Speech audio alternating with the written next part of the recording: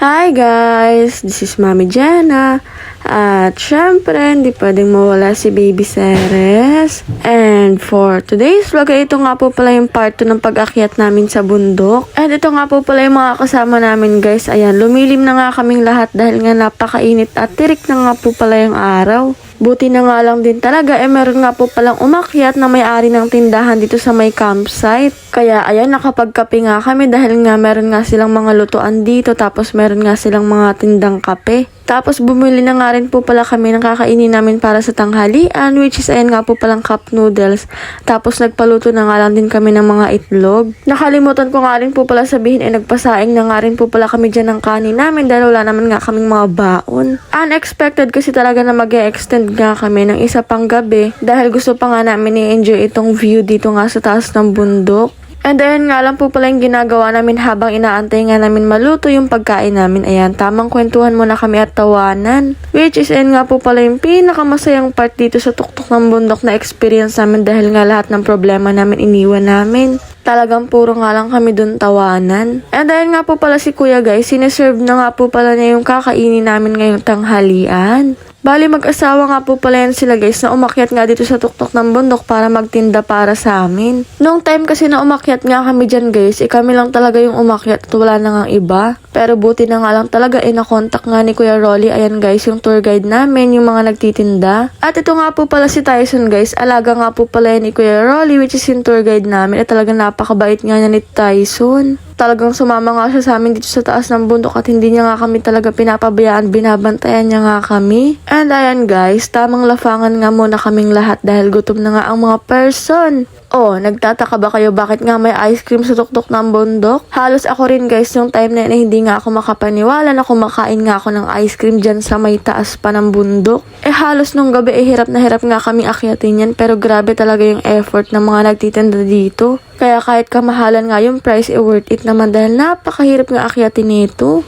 And ayan nga po pala si Kuya Boom Banana guys at si Zoe. Ayan, tamang ice cream muna kami guys dahil napakainit nga. Ayan guys, nasa likod ko naman nga po pala si Kuya Rolly. Ayaw nga niya mag-ice cream. Bali yung umakyat nga po pala dito para maghatid lang sa amin ng ice cream at ng yelo. Ayun nga po palang lalaking katabi ko. Hindi po si Daddy Sander, yung isa pa pong katabi ko dyan. Pagkarating nga sa may campsite, talagang tagaktak nga ang pawis niya. Pinuntahan ko na nga rin po pala si Daddy Sander dyan guys para nga subuan ng ice cream dahil parang walang ang bala kumuha ng ice cream niya. Yan pa naman tao na yan kapag wala na tsaka pa naghahanap. Halos matunaw-tunaw na nga yung ice cream kaya ayan, sinubuan ko na lang. Noong mga oras na yun guys, nagpapahinga muna kami dahil kapag hindi na nga ganun katirik yung araw, iaakyatin na nga po pala namin ang Mount Lantic.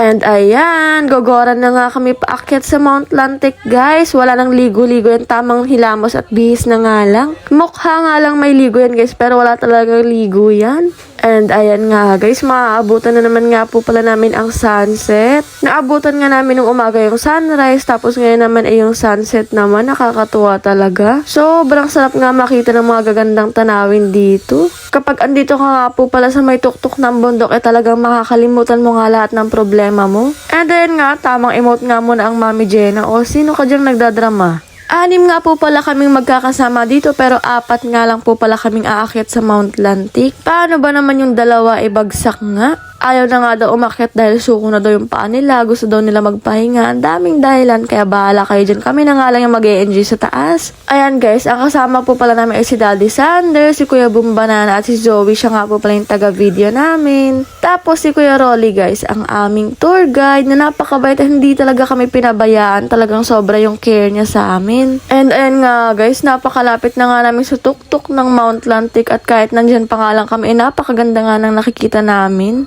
What more pa kapag nasa tuktok na nga talaga kami? Nasabi ko nga rin po pala sa inyo guys nung una na sa Mount Talamitam talaga yung balak naming akyatin. Pero dahil first timer nga kami, isinuggest nga ni Kuya Rolly na dito na nga lang muna kami sa may Mount Lantic. Dahil ito nga po pala ay hindi ganon kataas at hindi nga ganon kakomplikadong akyatin. Pero yung Mount Talamitam nga po pala ay napakataas pa. Kaya baka hindi na nga po pala namin kayanin kapag inakyat pa nga namin ang Mount Talamitam. Siguro next time ibabalik pa rin nga kami para akyatin naman yung Mount Talamitam dahil gusto talaga namin naming maakyat yun. Hindi nga lang talaga kinaya ngayong araw, guys. Halos karamihan kasi talaga sa amin, guys, first timer. Si Daddy Sander nga lang yung hindi first time na makaakyat ng bundok. Kaya sana wag nyo nga kami i-judge, lalo na sa mga hikers talaga dyan.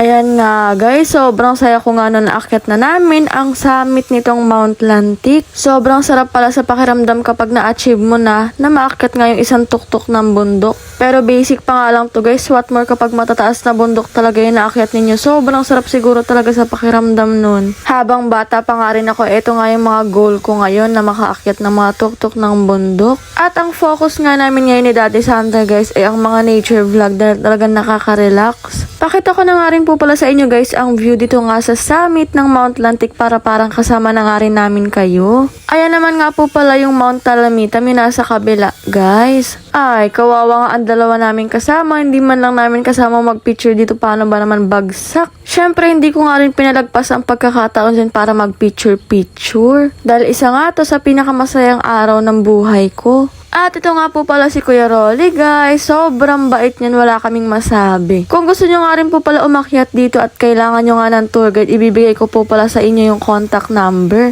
I-flash ko na nga lang po pala dito sa screen para pwede nyo nga siyang makontak if ever aakyat kayo dito sa Mount Lantic or Mount Talamita. Para sa akin siya ngayong perfect na tour guide dahil talagang grabe yung care niya sa amin. Hindi lang siya basta-basta nagtutour. May malasakit din talaga siya sa kanyang mga sinasamahan. At hanggang dito na nga lang muna pala guys, meron pa nga po pala itong part 3 at feel ko nga ay last part na yun. Kaya sana ay nagustuhan nyo nga ang video na ito at sana ay abangan nyo pa ang mga susunod ko pang vlog.